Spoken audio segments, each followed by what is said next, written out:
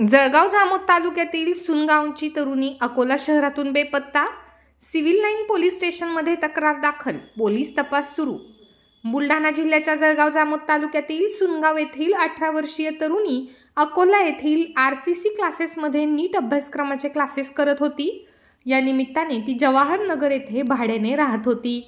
दरम्यान 5 नोव्हेंबर रोजी सकाळी 7:30च्या दरम्यान ती काहीही न सांगता निघून गेली। तिचा सर्वत्र शोध घेण्यात आला, मात्र ती कुठेही आढळून न आल्याने अखेर तिच्या पालकांनी अकोला सिव्हिल लाईन पोलीस स्टेशनमध्ये बेपत्ता झाल्याची तक्रार दाखल केली आहे। दाखल तक्रारीवरून सिव्हिल लाईन पोलीस या घटनेचा अधिक तपास करीत आहेत।